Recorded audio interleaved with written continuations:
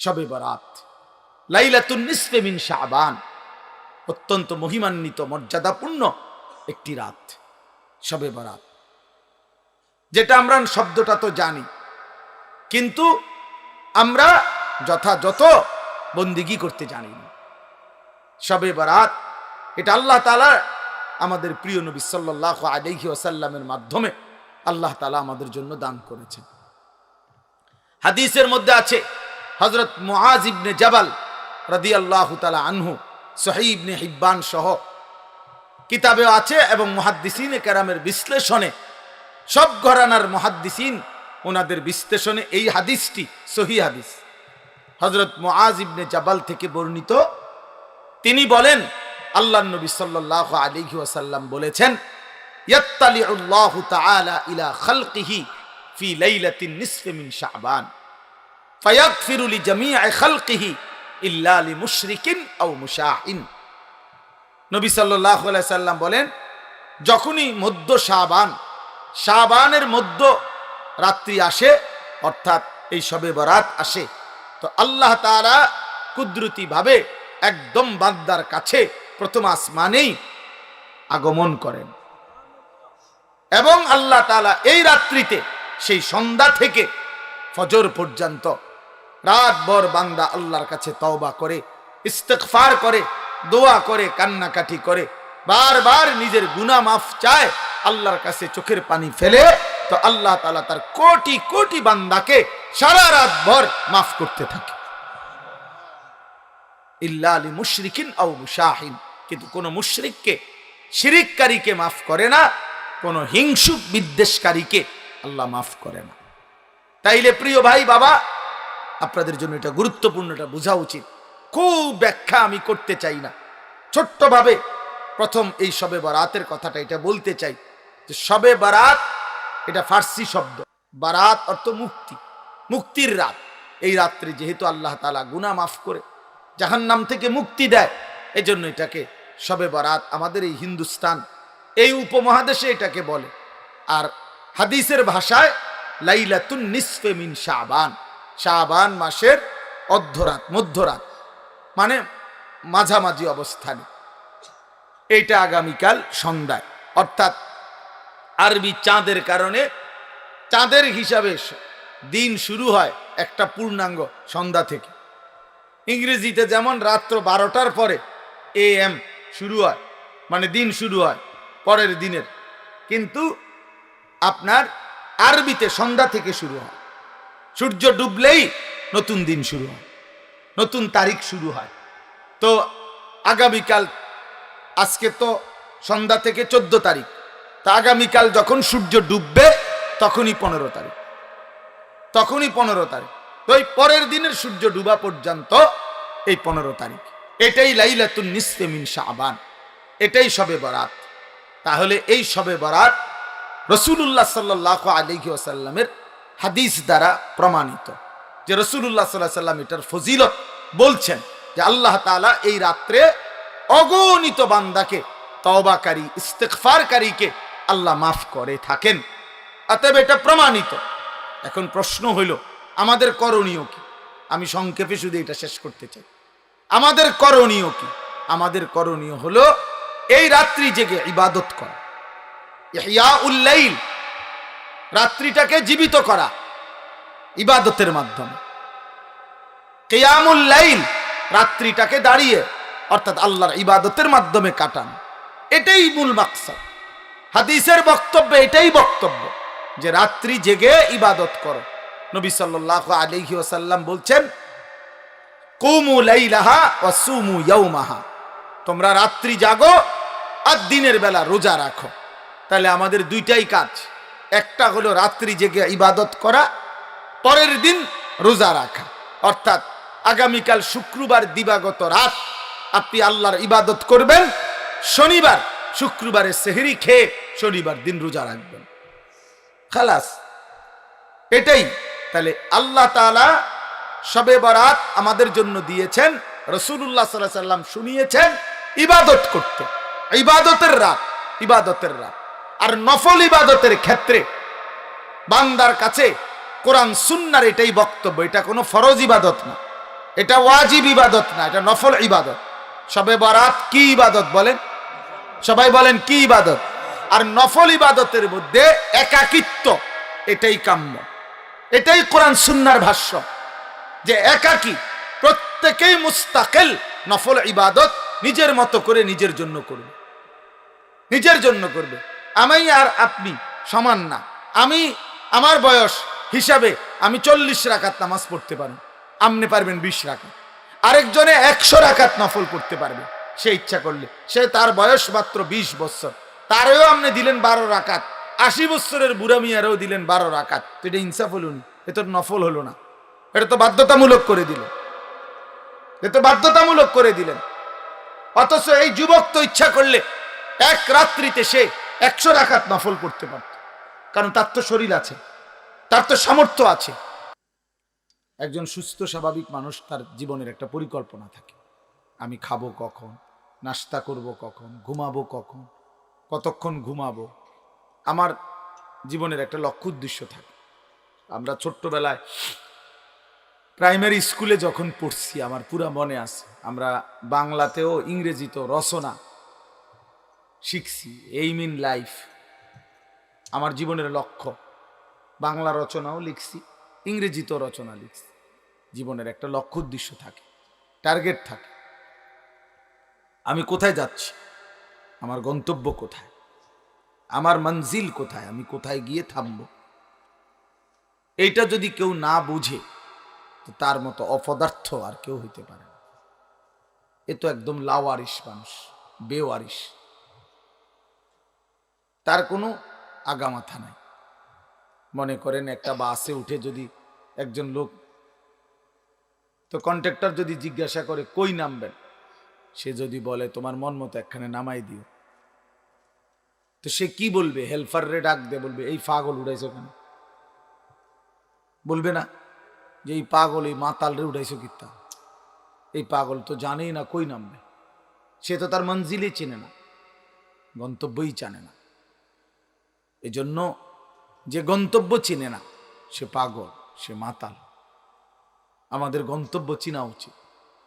আমরা এখন আছি হায়াতে, আমরা যাব কবরে, সেখান থেকে উঠবো হাসরের মাঠে। সেখানে আমাদের প্রত্যেকের আমল নামা, আমার জিন্দিগির যাবতীয় কর্মকাণ্ডের হিসাব আমাদের হাতে দেয়া হবে। সেইটা নিয়ে দুইটা কাজ করতে হবে। একটা হলো মিজানের পাল্লায় ওজনের জন্য দিতে হবে, আরেকটা হলো ওই আমল নামাটা হাতে নিয়ে আল্লাহ তাআলার মুখোমুখি হইতে হবে, সামনাসামনি হইতে হবে। আল্লাহ তাআলা দেখবেন, জিজ্ঞেস করবেন। এরপরে ফুলসিরাত পার হইতে হবে, এরপরে জান্নাতে পৌঁছতে হবে। এই আমার টার্গেট। আমি এখন বেঁচে আছি হায়াতে, আমি কয়দিন পরে কবরে যাব, যে কোনো এক সময়। সেখান থেকে আমাকে একদিন হাসরের ময়দানে তোলা হবে, আমার আমলনামা দেয়া হবে। মিজানের পাল্লায় চেষ্টা করতে হবে আমার নেকির পাল্লা যেন ভারী হয়। আল্লাহ তাআলার সামনে যেন আল্লাহ আমাকে দেখেই যেন আল্লাহ তাআলা আমার বিচার সহজ করে দেয়। ফুলসিরাত যেন আমি পার হইতে পারি, আমি যেন জান্নাতে পৌঁছতে পারি। যেদিন বান্দা জান্নাতে পৌঁছবে, সেদিন চূড়ান্তভাবে সে নিশ্চিন্ত হবে। কোরআন শরীফে আছে ওয়াকালুল হামদুলিল্লাহিল্লাযী আযহাবা আন্নাল হাযান। আল্লাহ তাআলা বলেন, এই ছেলে, কি সমস্যা দোস্ত? অপদার্থ কোথাকার বেটা, উঠে যাও এখান থেকে। এই যে এই টুপিওয়ালার পিছনের ছেলেটা, তোমারে বলছি। কি মনে করছো আমি দেখি না? এই দোনোজন মস্কারি করে। না হলে উঠো, যাও, খিচুড়ির টাইমে আইসো। আটশো দুনিয়া খিচুড়ি খাইতা, আইও খিচুড়ি খাইবা, অসুবিধা কি? খামখেয়ালি করবা না। আমি তো শুরুতেই বললাম তুমি চলে যাও, কোনো অসুবিধা কি আমার? গাফেল মানুষ আমি পছন্দ করি না। আমি তো আজকে নতুন আসছি নাকি এখানে? আমার এই একটা মাহফিলেই শুধু, যেটা এত লাগাতার মাহফিল, আমার মনে হয় না আমার গত 2-4 বছরের ভিতরে কোনো মাহফিল এতটা ধারাবাহিক মাহফিল আমার। আমার এই হাজি সাহেব, আমি এই বেচারার কথা ফেলতেই পারি না কেন জানি। এই একটা বড় মুসিবত আমার। উনি বললে আমি আর কথা ফেলে দিতে পারি না। আমার আজকে ডেটটা আমার শায়েখের খানকা ঢালকানগর ঢাকা যাওয়ার কথা। উনি যখন আমারে বলছে, তাই বলছি ঠিক আছে আমি যাইতাম না। আমার এরশাদ ভাই উনি বলছে হুজুর ওনার মাহফিল দিতেই সোজা কথা। এখন আসছে এরশাদ ভাই আমাদের সাথে। তা এই একটা সাংঘাতিক ভালোবাসার বিষয়। যাই হোক, তো বলতেছিলাম মঞ্জিল চিনা, গন্তব্য চিনা, টার্গেট থাকা, লক্ষ্য থাকা, এটা সুস্থ স্বাভাবিক মানুষের পরিচয়। যে অসুস্থ, যে মাতাল পাগল, তার কোনো গন্তব্য নেই। কোথায় গিয়ে থামবেন কি জানি। কত টাকা রোজগার করলে আপনি তৃপ্ত হবেন জানা নাই। এই জন্য দুনিয়া তৃপ্ত হওয়ার জায়গা না। আমাদের মঞ্জিল, আমরা মোমেন, আমাদের ইমানের ওই পিঠে জান্নাত। আমরা মুসলমান, আমরা মোমেন, অতএব আমাদের গন্তব্য জান্নাত। মোমেনের গন্তব্য মূলত কোথায়? জান্নাত। কাদ আফলাহাল মুমিনুন, আল্লাহ বলছে সমস্ত ইমানদার সফল হয়েছে। ইমানদার সফল। আর সেই সফলতার গন্তব্য কোথায়? আল্লাযীনা ইয়ারিসুনাল ফিরদাউসা হুম ফিহা খালিদুন। আল্লাহ বলেন নির্ধারিত কতগুলো আমল ঠিকমতো করলে আমার সেই মুমিন বান্দা উত্তরাধিকারী হবে জান্নাতুল ফিরদাউসের, এবং সেখানেই চিরস্থায়ী থাকে। এই জন্য প্রিয় ভাই, নওজোয়ান বাবা, অল্প সময় আমরা মনোযোগ দিলে আমাদের জন্য ভালো হবে। তো আমাদের সামনে রমজান, আমাদের প্রস্তুতি রমজান। কারণ রমজান মানেই হলো আখিরাতের মাস, রমজান মানেই হলো পরকাল সাজাইবার মাস, নিজের আখিরাত সাজাবার, জান্নাত সাজাইবার মাস হলো রমজান। রমজানকে সামনে রেখে আল্লাহ পাক রব্বুল আলামিন ফেরেশতাদেরকে দিয়ে জান্নাত সাজিয়ে দেয়, নতুন করে জান্নাত সাজায় রমজানকে সামনে রেখে, জাহান্নামকে বন্ধ করে দেয়, এবং সমস্ত শয়তান দুষ্ট জিনগুলোকে শেকলে বন্দী করে দেয়। ইজা দাখালা রমাদান ফুতিহাত আবওয়াবুল জান্নাহ ওয়া গুল্লিকাত আবওয়াবুন নার ওয়া সুলসিলাতিশ শায়াতিন। নবী সাল্লাল্লাহু আলাইহি সাল্লাম বলেন, যখনই রমজান আসে তখনই আল্লাহ পাক তার জান্নাতের সব দুয়ার খুলে দেন, জাহান্নামের দরজা বন্ধ করে দেন, এবং শয়তানগুলোকে শেকলে বন্দী করে দেন। তার মানে বান্দা যেন শুধুই জান্নাতে যাইতে পারে, আল্লাহ তাআলাই কুদরতি ভাবে ব্যবস্থা করেন। এই জন্য রমজানে জান্নাতের ব্যবস্থা করতে পারে নাই, জাহান্নাম থেকে বাঁচার ব্যবস্থা করেন। রমজানেও শয়তানি শেষ হয় নাই, দুষ্টামি শেষ হয় নাই, আল্লাহর নাফরমানি ছাড়তে পারে নাই।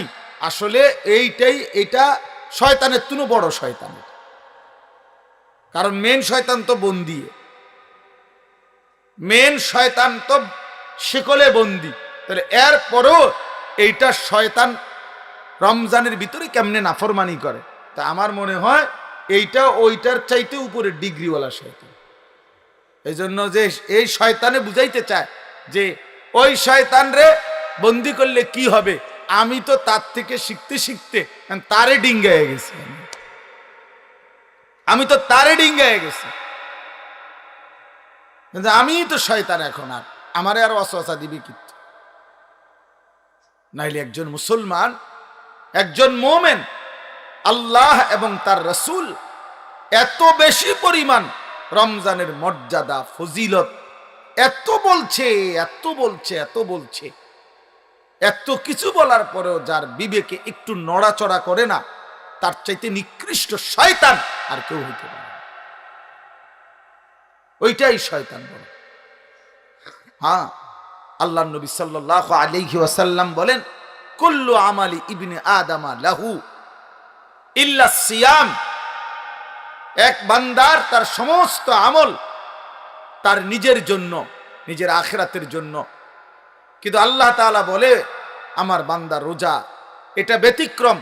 قال الله عز وجل فإن الصوم لي وأنا أجزي به। আমার বান্দা রোজা রাখছে শুধুই আমার জন্য, আমি নিজেই তার প্রতিদান দেব। ডান কাদের ফেরেশতাকে যেন আল্লাহ বলে, ফেরেশতা পুরা রমজান আমার বান্দার নেকি তুমি লিখবা না, আমি লিখবো, আমি লিখবো, আমি দেব বান্দার নেকি। এজন্য বাপ রমজানকে কেমনে কাটাবেন, রমজানের ফজিলত, রমজানের বৈশিষ্ট্য, রমজানের জন্য প্রস্তুতি মুমিনের আলাদা হওয়া উচিত। যাদের কলিজায় আখেরাত আছে, যাদের ফিকিরে আছে জান্নাতে যাওয়ার, যারা কবরের আযাব থেকে বাঁচতে চায়, যারা জাহান্নামের আগুন থেকে বাঁচতে চায় বাপ, তাদের জন্য রমজান ভিন্ন কিছু। রমজান মানে আলাদা মাস, রমজান মানে আখেরাতের মাস, রমজান ফিকিরের মাস, মেহনতের মাস, রাত্রি জাগার মাস। রমজান মাসে দিনের বেলা রোজা রাখবে, রাত্রিবেলা রাত্রি জেগে তারাবি পড়বে। আল্লাহ তাআলা এমন ভাবে সাজাইছেন যে বান্দা 30টা দিন তুমি কষ্ট মুজাহাদা পরিশ্রম করে আমার রমজানটাকে কদর করো, 30 দিন পরে আমি আল্লাহ তোমাকে মুত্তাকি বানিয়ে জান্নাতি বানিয়ে দেব, জান্নাতি বানিয়ে দেব। এই জন্য আমরা মাহে রমজানের প্রস্তুতি, আমরা যেন রমজানে রাত্রি জাগতে পারি, আমরা যেন রমজানে রোজা রাখতে পারি, আমরা যেন রমজানে নিজেকে প্রস্তুত নিতে পারি। এই জন্য আল্লাহ তাআলা 15 দিন আগেই আল্লাহ তাআলা যেন আরেকটা প্র্যাকটিক্যাল আমার মধ্যে যেন হিম্মত, আমার মধ্যে যেন রোজার শক্তি, আমার ভিতরে যেন রমজানকে পালন করার মজবুত হিম্মত আসে। এই জন্য আল্লাহ তাআলা রমজানের 15 দিন আগে লাইলাতুন নিসফে মিন শাবান এই রাত্রিটিকেও আল্লাহ দান করেছেন। বলছেন বান্দা শবে বরাত নামের এই লাইলাতুন নিসফে মিন শাবান এই রাত্রিটিতে সারা রাত আল্লাহর বন্দিগিতে জেগে থাকো, পরের দিন রোজা রাখো, এই হিম্মত নিয়া রমজানের মধ্যে আগে বাড়ো, আগে বাড়ো। এটা একটা প্রস্তুতি নাও, এটা একটা প্রশিক্ষণ নাও, প্রশিক্ষণ নাও। সেই রাত্রিটাও আগামীকাল আমাদের সামনে, শবে বরাত লাইলাতুন নিসফে মিন শাবান, অত্যন্ত মহিমান্বিত মর্যাদাপূর্ণ একটি রাত শবে বরাত, যেটা আমরা শব্দটা তো জানি, কিন্তু আমরা যথাযথ বন্দিগি করতে জানি না। শবে বরাত এটা আল্লাহ তাআলা আমাদের প্রিয় নবী সাল্লাল্লাহু আলাইহি ওয়াসাল্লামের মাধ্যমে আল্লাহ তাআলা আমাদের জন্য দান করেছেন। হাদিসের মধ্যে আছে হযরত মুআজ ইবনে জাবাল রাদিয়াল্লাহু তাআলা আনহু, সহিহ ইবনে হিব্বান সহ কিতাবে আছে, এবং মুহাদ্দিসিনে কেরামের বিশ্লেষণে, সব ঘরানার মুহাদ্দিসিন ওনাদের বিশ্লেষণে এই হাদিসটি সহিহ হাদিস।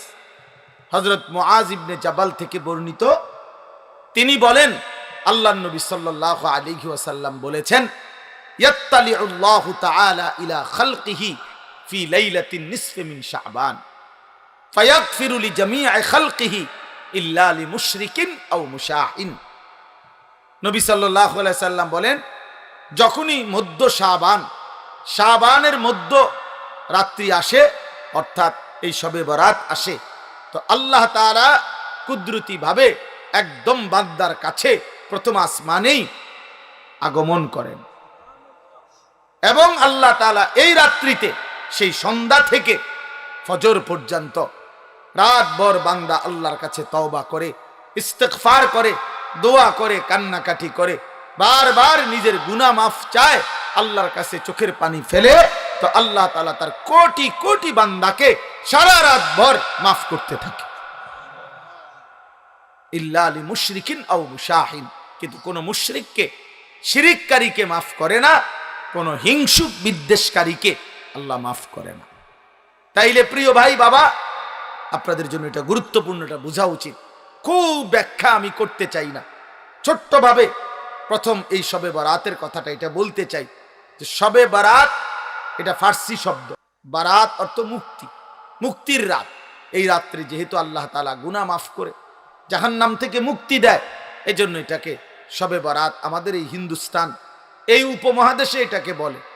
আর হাদিসের ভাষায় লাইলাতুন নিসফে মিন শাবান, শাবান মাসের অর্ধরাত, মধ্যরাত, মানে মাঝামাঝি অবস্থানে। এইটা আগামীকাল সন্ধ্যায়, অর্থাৎ আরবি চাঁদের কারণে চাঁদের হিসাবে দিন শুরু হয় একটা পূর্ণাঙ্গ সন্ধ্যা থেকে। ইংরেজিতে যেমন রাত্র 12টার পরে AM শুরু হয়, মানে দিন শুরু হয় পরের দিনের, কিন্তু আপনার আরবিতে সন্ধ্যা থেকে শুরু হয়। সূর্য ডুবলেই নতুন দিন শুরু হয়, নতুন তারিখ শুরু হয়। তো আগামীকাল, আজকে তো সন্ধ্যা থেকে 14 তারিখ, তা আগামীকাল যখন সূর্য ডুববে তখনই 15 তারিখ, তখনই 15 তারিখ। তো এই পরের দিনের সূর্য ডুবা পর্যন্ত এই 15 তারিখ, এটাই লাইলাতুন নিসফে মিন শাবান, এটাই শবে বরাত। তাহলে এই শবে বরাত রাসূলুল্লাহ সাল্লাল্লাহু আলাইহি ওয়াসাল্লামের হাদিস দ্বারা প্রমাণিত, যে রাসূলুল্লাহ সাল্লাল্লাহু আলাইহি ওয়াসাল্লাম এটার ফজিলত বলছেন, যে আল্লাহ তাআলা এই রাত্রে অগণিত বান্দাকে, তওবাকারী ইস্তিগফারকারীকে আল্লাহ মাফ করে থাকেন। অতএব এটা প্রমাণিত। এখন প্রশ্ন হইল আমাদের করণীয় কি? আমি সংক্ষেপে শুধু এটা শেষ করতে চাই। আমাদের করণীয় কি? আমাদের করণীয় হলো এই রাত্রি জেগে ইবাদত করা, ইহইয়াউল লাইল, রাত্রিটাকে জীবিত করা ইবাদতের মাধ্যমে। কিয়ামুল লাইল, রাত্রিটাকে দাঁড়িয়ে অর্থাৎ আল্লাহর ইবাদতের মাধ্যমে কাটান, এটাই মূল মাকসাদ। হাদিসের বক্তব্য এটাই বক্তব্য, যে রাত্রি জেগে ইবাদত করো। নবী সাল্লাল্লাহু আলাইহি ওয়াসাল্লাম বলছেন, কুমু লাইলাহা ওয়া সুমু ইয়াওমাহা, তোমরা রাত্রি জাগো আর দিনের বেলা রোজা রাখো। তাহলে আমাদের দুইটাই কাজ, একটা হলো রাত্রি জেগে ইবাদত করা, পরের দিন রোজা রাখা। অর্থাৎ আগামীকাল শুক্রবার দিবাগত রাত আপনি আল্লাহর ইবাদত করবেন, শনিবার শুক্রবারে সেহরি খেয়ে শনিবার দিন রোজা রাখবেন, খালাস, এটাই। তাহলে আল্লাহ তাআলা শবে বরাত আমাদের জন্য দিয়েছেন, রাসূলুল্লাহ সাল্লাল্লাহু আলাইহি ওয়াসাল্লাম শুনিয়েছেন ইবাদত করতে, ইবাদতের রাত, ইবাদতের রাত। আর নফল ইবাদতের ক্ষেত্রে বান্দার কাছে কোরআন সুন্নাহর এটাই বক্তব্য, এটা কোনো ফরজ ইবাদত না, এটা ওয়াজিব ইবাদত না, এটা নফল ইবাদত। শবে বরাত কি ইবাদত বলেন? সবাই বলেন কি ইবাদত? আর নফল ইবাদতের মধ্যে একাকিত্ব, এটাই কাম্য, এটাই কোরআন সুন্নাহর ভাষ্য, যে একাকী, প্রত্যেকেই মুস্তাকিল নফল ইবাদত নিজের মতো করে নিজের জন্য করবে, নিজের জন্য করবে। আমি আর আপনি সমান না। আমি আমার বয়স হিসাবে আমি 40 রাকাত নামাজ পড়তে পারি, আপনি পারবেন 20 রাকাত, আরেকজনে 100 রাকাত নফল পড়তে পারবে সে ইচ্ছা করলে। সে তার বয়স মাত্র 20 বছর, তারেও আপনি দিলেন 12 রাকাত, 80 বছরের বুড়া মিয়ারেও দিলেন 12 রাকাত। তো এটা ইনসাফ হলো না, এটা তো নফল হলো না, এটা তো বাধ্যতামূলক করে দিলেন, এটা বাধ্যতামূলক করে দিলেন। অথচ এই যুবক তো ইচ্ছা করলে এক রাত্রিতে সে 100 রাকাত নফল পড়তে পারত, কারণ তার তো শরীর আছে, তার তো সামর্থ্য আছে। আমরা কিতাবে পড়ছি, আবু ইসহাক আস-সাবিঈ এক বড় বুজুর্গ ছিলেন। উনি বলছিলেন, যুবক যৌবন কালে এমন হাজারো রাত, শত শত রাত আমার জীবন থেকে গিয়েছে, যেই রাত্রিগুলোতে আমি এক রাকাতে পুরা সূরা বাকারা 3.5 পারার মতো পুরাটা তেলাওয়াত করে ফেলেছি, তেলাওয়াত করে ফেলেছি। হযরত উসমান রাদিয়াল্লাহু তাআলা আনহুর মতো সাহাবী এক রাকাতে পুরা মুকাম্মাল কোরআনুল কারীম এক খতম দাঁড়ায়া পড়ে ফেলছে রাত্রি। তাইলে নফল আমল সবার কি বরাবর? কথা বলেন না কেন? তাইলে আল্লাহর নবী সাল্লাল্লাহু আলাইহি সাল্লাম, ওনার স্ত্রী আম্মা জান আয়েশা, নবীজির বিবি, উনি বর্ণনা করছেন, আল্লাহর নবী সাল্লাল্লাহু আলাইহি সাল্লাম, কানা রাসূলুল্লাহ সাল্লাল্লাহু আলাইহি ওয়াসাল্লাম ইউসাল্লি বিল লাইল, রাত্রিবেলা নবীজি নামাজ পড়তেছিলেন। ফাআতালা সুজুদ, সেজদাটা লম্বা করলেন, লম্বা একটা সেজদা দিলেন। হাত্তা জানান্তু আন্নাহু কাদ কুবিজা, হযরত আয়েশা নিজে বলতেছেন, আমি ভাবলাম এত লম্বা সেজদা, না জানি নবীজি ইন্তেকাল করলেন কিনা, আর তো মাথায় উঠায় না, কখন সেজদা দিলেন, আহারে মাথায় তো তুলতেছে না। হযরত আয়েশা রাদিয়াল্লাহু তাআলা আনহা বলেন, আমি তখন নবীজি সাল্লাল্লাহু আলাইহি সাল্লামের পায়ের তালুতে পিছনে আঙ্গুল দিয়া স্পর্শ করলাম, মানে সাইলাম আরি বাইচা আছে কিনা। আল্লাহর নবী সাল্লাল্লাহু আলাইহি সাল্লাম একটু পরে যখন নামাজের সালাম ফিরাইলেন, তো নবীজি জিজ্ঞেস করলেন, আয়েশা তুমি কি ভেবেছো আমি তোমার উপরে কোনো জুলুম করেছি? অর্থাৎ তোমার সাথে না থেকে রাত্রিটা আল্লাহর ইবাদতে কাটায় দিছি, এতে কষ্ট পাইলা তুমি? হযরত আয়েশা বলেন, ইয়া রাসূলুল্লাহ, না, আমি কষ্টের কারণে বলি নাই, আমি মূলত ভেবেছিলাম এত লম্বা সেজদা দিছেন, না জানি আপনার ইন্তেকাল হয়েছে কিনা, এই জন্য আমার ভয় লাগছে দেখে আমি আঙ্গুলটা স্পর্শ করছি, আমার চাহিদার জন্য না, আমি আপনার পেরেশানিতে করছি। তো আল্লাহর নবী সাল্লাল্লাহু আলাইহি ওয়াসাল্লাম বললেন, আয়েশা, তুমি কি জানো আজকের রাত কোন রাত? তখন হযরত আয়েশা বললেন, জানি না ইয়া রাসূলুল্লাহ, আপনি জানেন, আপনি বলেন। তো আল্লাহর নবী সাল্লাল্লাহু আলাইহি ওয়াসাল্লাম বলেন, এই আজকের রাত্রি হচ্ছে লাইলাতুন নিসফে মিন শাবান, এটাই শবে বরাত, এটা শাবানের মধ্যরাত। এই রাত্রিতে আল্লাহ তাআলা যত লোক আল্লাহর কাছে গুনাহ মাফ চায়, তওবা করে, আল্লাহ তাদেরকে মাফ করে থাকে। যত লোক আল্লাহর কাছে দয়া ভিক্ষা করে, তো আল্লাহ তাআলা তাদের উপরে দয়া করে। তাহলে আল্লাহর নবী সাল্লাল্লাহু আলাইহি সাল্লাম এত লম্বা সেজদা দিছেন যে নবীর বিবি উনি পর্যন্ত ভয় পাচ্ছিলেন যে ইন্তেকাল করলেন কিনা। তাইলে নফল ইবাদত একটা লক্ষণীয় কথা বোঝেন, শুনতেছেন আপনারা? আরে ভাই, বুঝতেছেন আপনারা? আপনার ইনসাফে কি বলে যে আমার বিবি, আমি নামাজ পড়তেছি, আজকের রাত্রি এত গুরুত্বপূর্ণ, কিন্তু উনি উনার বিবিকেও, অর্থাৎ এতটা আলাদা যে একত্রে না, তুমিও বসো, আমরা দুজন মিল্লা গড়ি ধরো, তুমিও 15 মিনিট সেজদা দিবা, আমিও 15 মিনিট সেজদা দিব, তুমিও আধা ঘন্টা লাগাইয়া নামাজ পড়বা, আমিও আধা ঘন্টা লাগাই পড়ব, এরকম কথা বলছেন এখানে। তাইলে বুঝা গেল নফল ইবাদত প্রত্যেকের শরীর স্বাস্থ্য সামর্থ্য অনুপাতে প্রত্যেকের জন্য আলাদা আলাদা, প্রত্যেকের জন্য কি বলেন না, আলাদা আলাদা। তাইলে শবে বরাত হাদিস দ্বারা প্রমাণিত। কি দ্বারা প্রমাণিত? উলামায়ে কেরাম, আসলাফ, পূর্বপুরুষদের, মনীষীদের, বুজুর্গদের কথার আলোকেও শবে বরাত প্রমাণিত। এই রাত্রি ইবাদতের রাত, এটা প্রমাণিত কথা। এই রাত্রির কথা আল্লাহর নবী সাল্লাল্লাহু আলাইহি সাল্লামের হাদিসের মধ্যে আছে।